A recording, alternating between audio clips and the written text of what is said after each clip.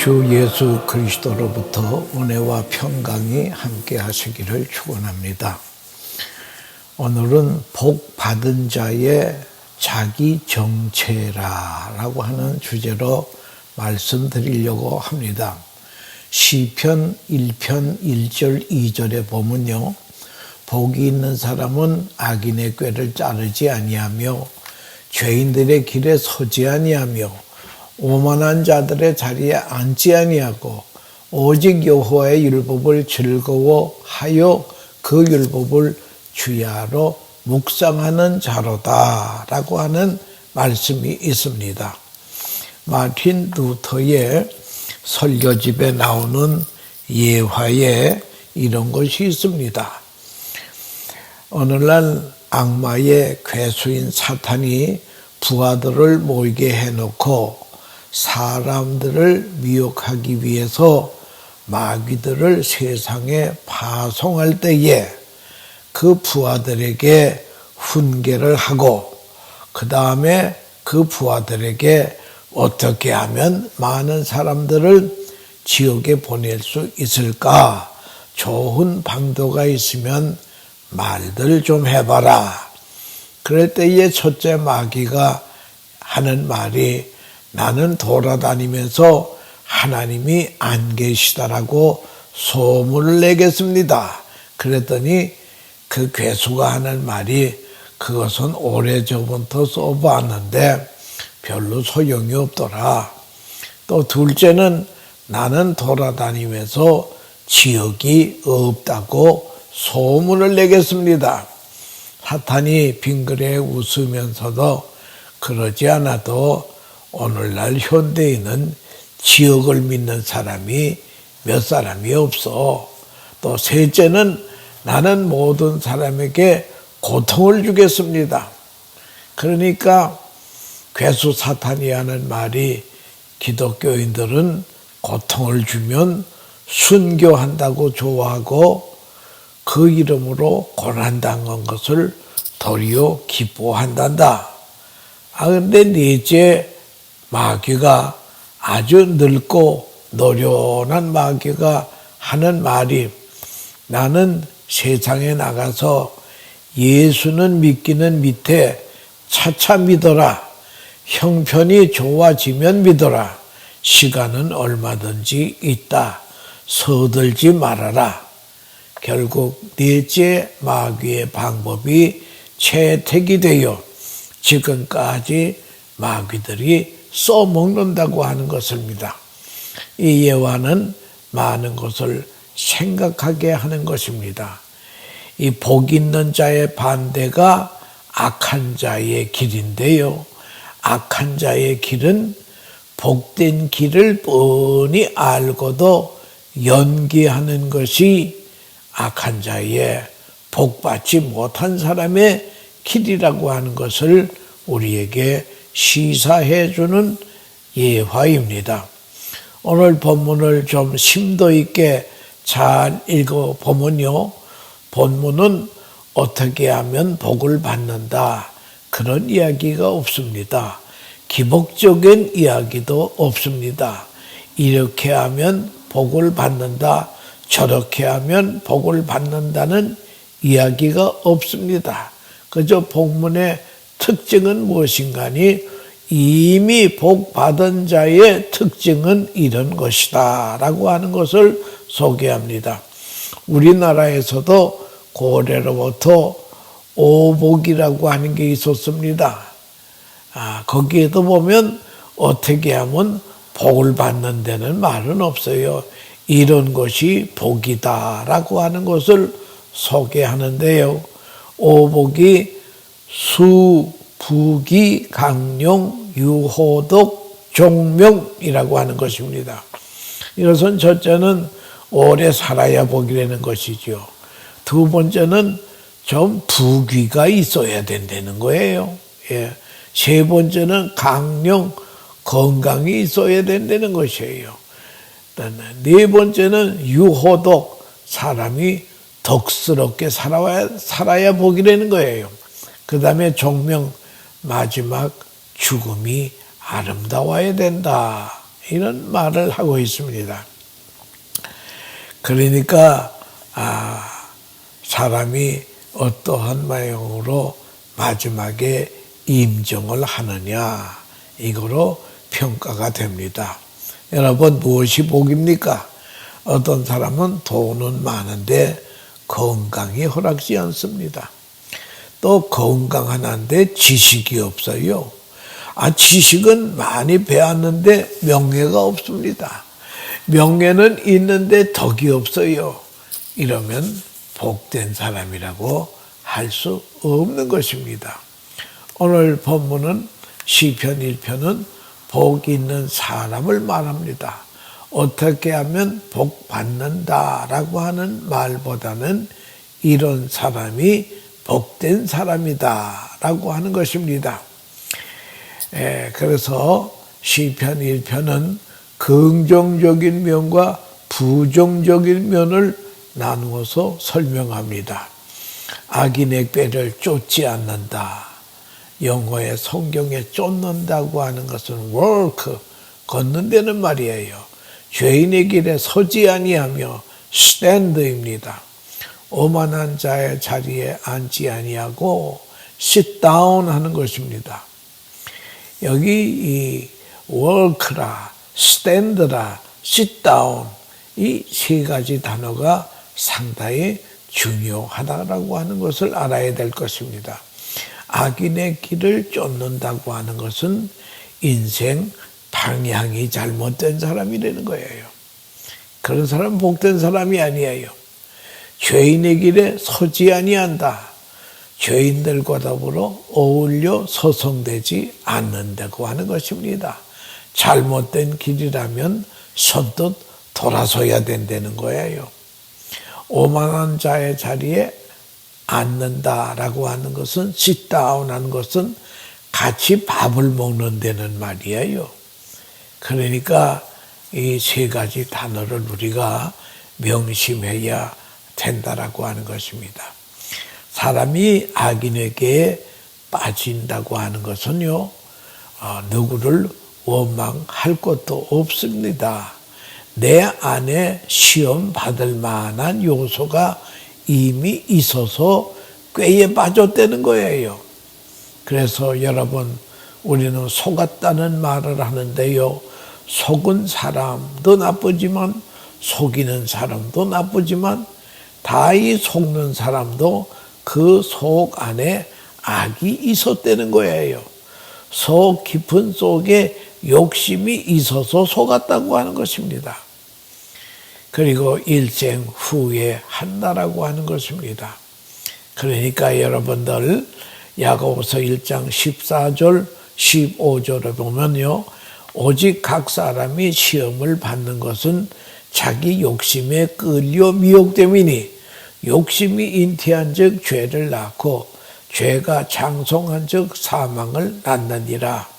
마음속에 깊이 숨어있는 욕심, 이것이 마침내 우리가 실패의 결과를 낳게 된다라고 하는 것입니다. 그러니까 시험 받는 것은 자기 욕심 때문에 끌려간 것입니다. 시험 받는 정체를 분명히 알아야 될 것입니다. 욕심이 잉태한 즉 죄를 낳고 죄가 장성한 즉 사망을 낳느니라. 그러면 복된 사람이 어떤 정체냐? 시험에 빠지지 않습니다. 시험에 빠지지 않는 사람은 스스로 만족하다고 하는 사람은 시험에 빠지지 않아요. 이 탐욕이라고 하는 것이 문제입니다. 그래서 성경은 탐욕이 바로 우상 숭배라고 말씀하고 있다라고 하는 것입니다. 스스로 충만하다 하는 사람은요, 시험에 들지 않습니다.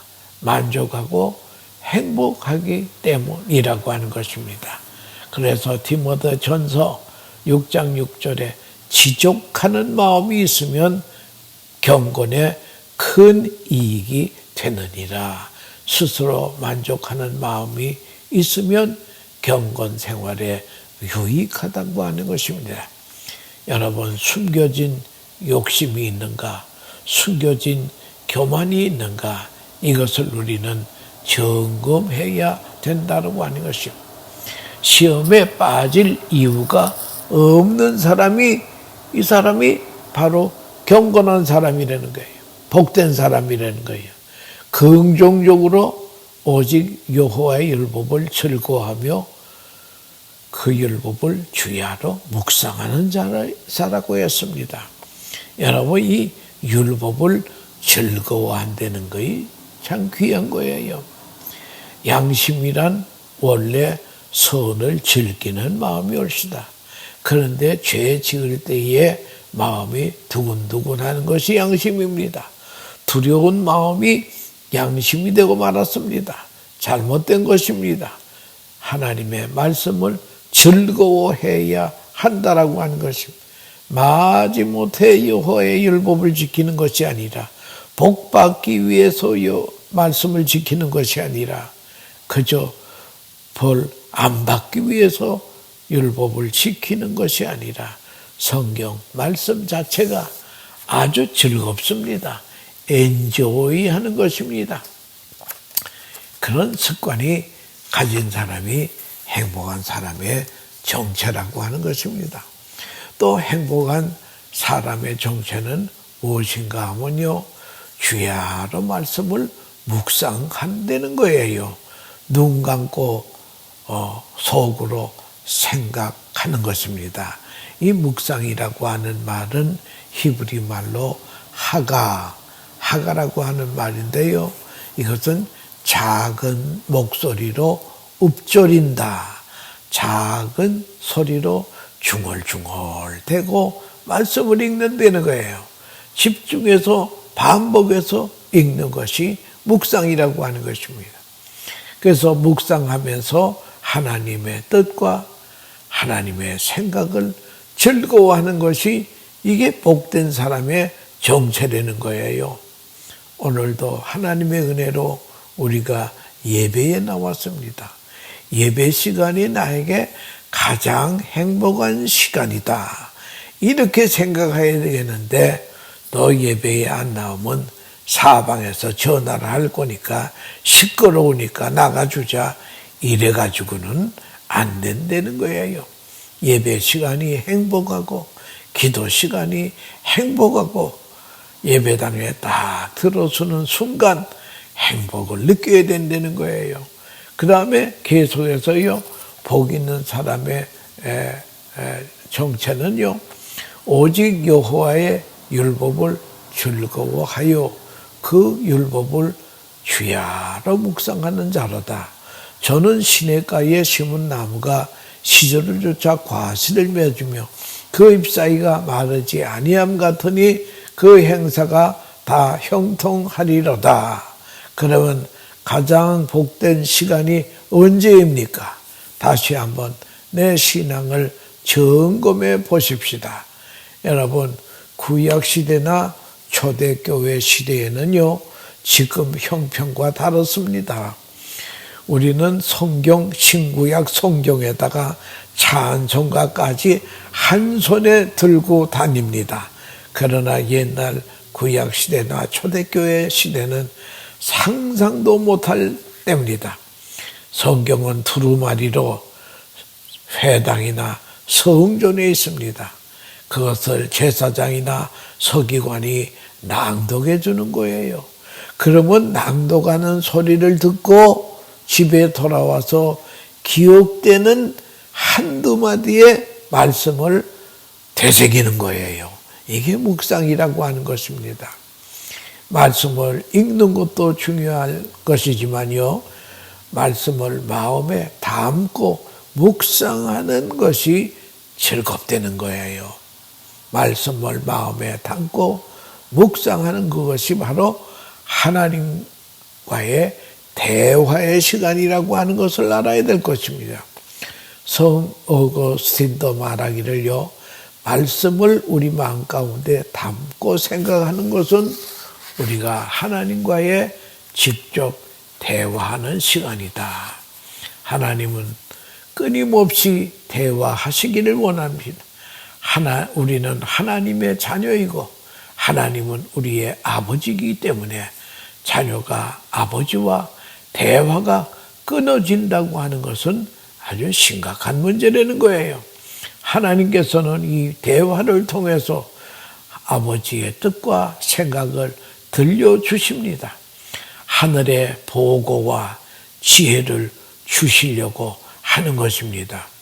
그래서 여러분 이사야 40장에 보면 복역의 때가 끝났다. 이것은 그 이스라엘의 역사인데요. 그하고 나하고 무슨 관계가 있느냐. 바벨론 포로 70년 복역의 때가 끝나기 때문에 죄수가 형기를 마쳤기 때문에 이제는 자유의 몸이 된다라고 하는 예수 그리스도의 십자가의 보혈로 우리의 죄가 완전히 정상이 된 것이 복역의 때가 끝났다고 하는 그런 것입니다. 이제는 자유와 위로받는 길만 남았다고 하는 것을 알아야 될 것입니다. 예레미야 18장 6절에 보면 진흙이 토기장이의 손에 있음과 같이 너희가 내 손에 있느니라. 여러분 내 일생은요 이제는 하나님이 내 아버지시기 때문에 아버지의 손 안에 시나리오대로 우리가 산다라고 하는 것입니다.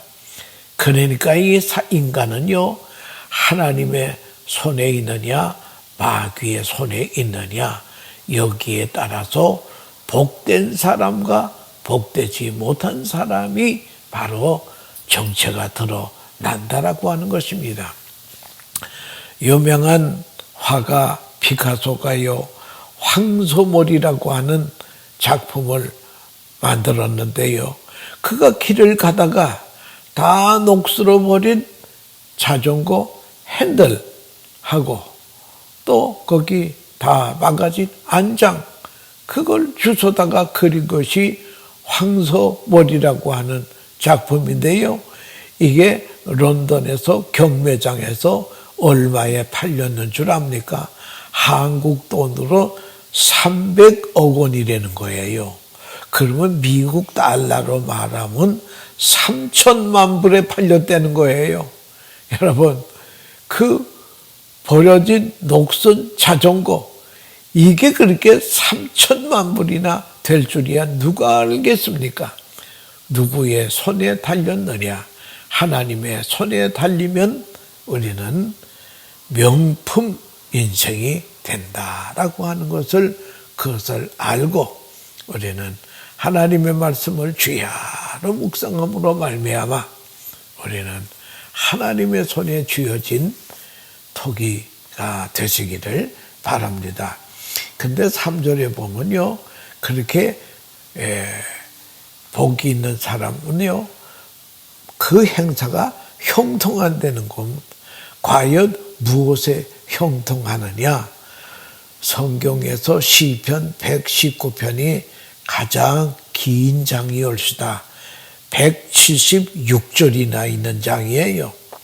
거기 볼 것 같으면은 하나님의 말씀을 쥐야로 묵상하는 사람이 어떤 형통함이 있느냐? 많이 있지만 그 중에서 대표적으로 몇 가지만 하면요. 첫째는 거룩함의 형통이 올시다. 하나님의 자녀로서 자녀답게 사는 길이 거룩입니다. 거룩에 실패하면 우리가 아무리 기도하고 설교를 듣고 은혜를 받는다 해도 소용이 없습니다. 거룩을 지키는 비결이 어디 있습니까?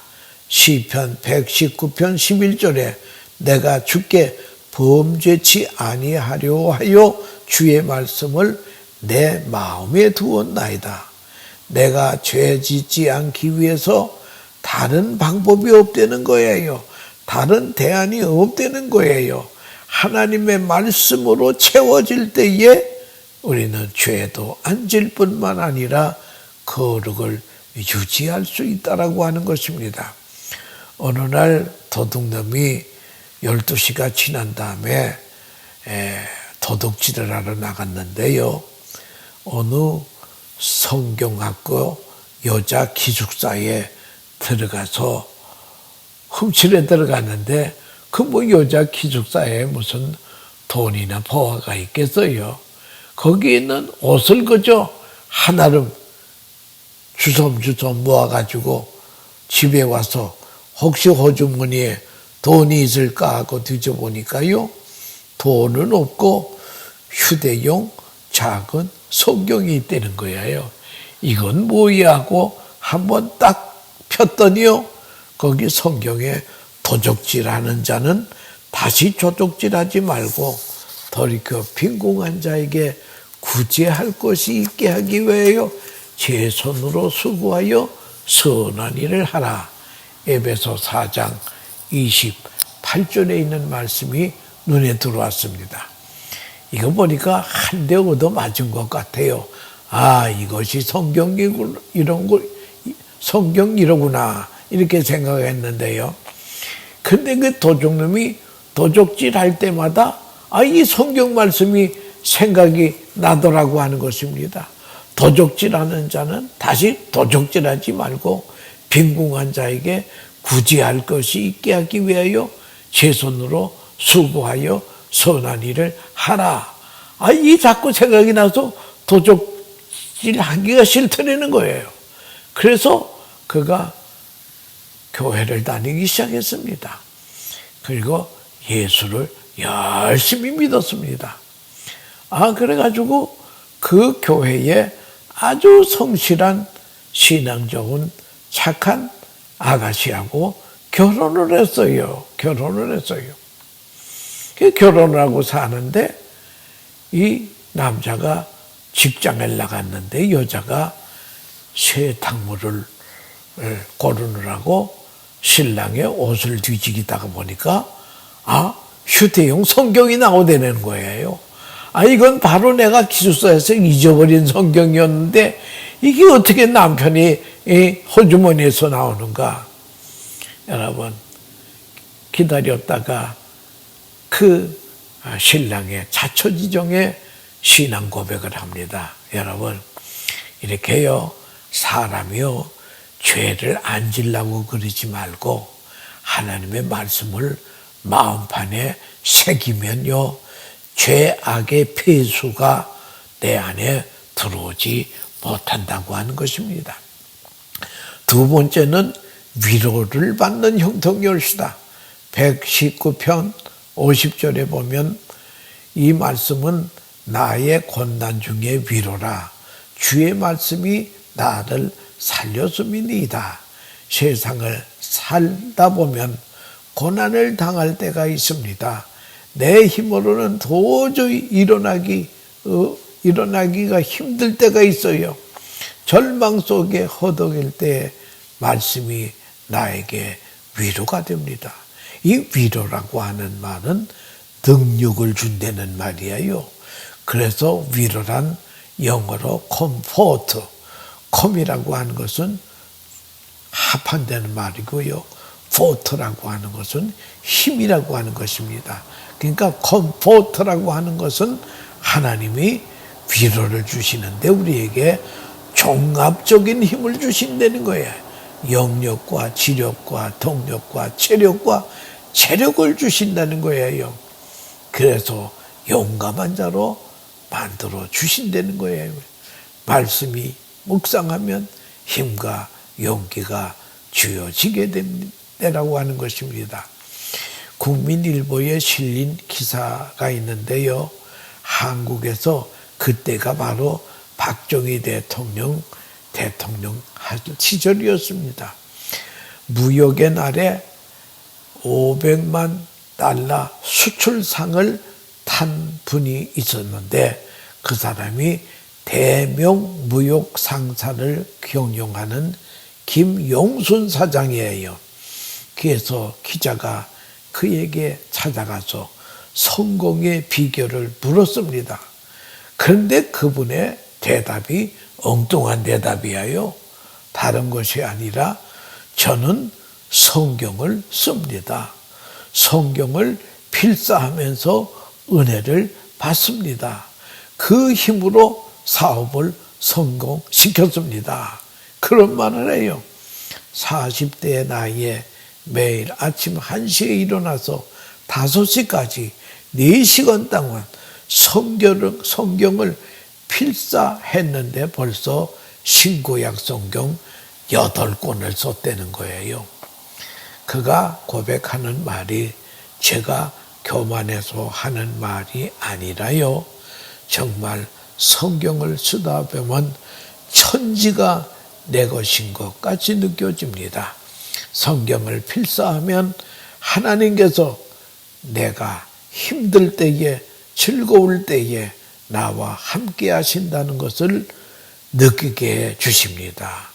담대함 가지고 자신감 가지고 여유 있는 사람이 되니까 결국에 모든 일이 잘 풀려서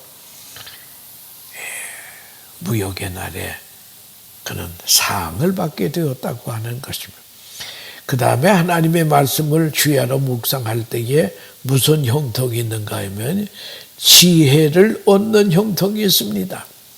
시편 119편 97절 98절에 보면 내가 주의 법을 어찌 그리 사랑하였는지요. 내가 종일 그것을 묵상하나이다. 주의 계명이 항상 나와 함께함으로 그것이 나로 원수보다 지혜롭게 하나이다. 여러분 세상에 살면서 기로에 설 때가 있습니다. 일때에 지혜가 필요합니다. 지혜가 없어서 안타까워할 때도 있습니다. 어느 길로 가야 옳을지 지혜를 찾지 못할 때가 있는데요. 하나님의 말씀을 주야로 묵상하는 자에게는 하나님이 지혜를 주십니다. 잠언 3장 18절에 지혜는 그 얻는 자에게 생명나무라. 지혜를 가진 자는 복되도다. 또 잠언 24장 3절에요. 집은 지혜로 말미암아 건축되고 명철로 말미암아 경고히 되리라. 돈으로 집안을 세우는 것이 아니라 지혜로 집안을 세운다는 거예요. 그만큼 지혜가 중요합니다. 지혜는 경험 많은 성공자들을 통해 얻는 것이 아니라 보배롭고 값진 지혜는 하나님의 말씀을 통해 얻는다라고 하는 것을 알아야 됩니다. 가시곡이라고 하는 소설을 쓴 조창근 씨가요. 이제 소설을 다 쓰긴 썼는데 마지막에 마감을 결론을 어떻게 지어야 될 것이냐. 그래서 하나님의 말씀을 가만히 묵상하고 있는 가운데 마지막에 예수님이 십자가 지시는 모습이 나오다는 거예요. 그래서 이 가시고기는요, 그 내용이 불치의 병을 앓는 병든 자식을 가진 아버지가 아들과 씨름하면서 겪는 아픔의 현장을 그린 소설이옵시다. 그 아버지가 마지막에 예수님처럼 아들을 위해서 각막을 팔고 있는 장기를 받아서 마지막에 희생하고 자기는 죽습니다. 이런 소설을 이제 마감을 했더니요, 이제 그때가 IMF가 터질 때야 이게 한 10,000권이나 팔릴까 했는데요. 이게 얼마가 팔렸는가니 140만 권이 팔렸다는 거예요. IMF로 실직당한 아버지들이 가족을 위해 마음을 태우고 고생하는 사회적 상황과 맞떨어져서 아버지들의 눈에서 눈물을 흘리게 한 소설이라고 하는 것입니다. 하나님께서 지혜를 주시면요, 바닥으로 떨어진 인생도 꼭대기에 올라갈 수 있다라고 하는 것입니다. 성경은 지혜의 보고입니다. 복된 사람의 정체는 오직 여호와의 율법을 즐거워하여 그 율법을 주야로 묵상하는 자로다. 말씀 묵상이 전능하신 하나님 아버지와의 대화의 시간이라고 하는 것을 통해서 거룩의 형통, 위로의 형통, 지혜의 형통을 누리는 복된 사람들 다 되시기를 축원합니다. 감사합니다.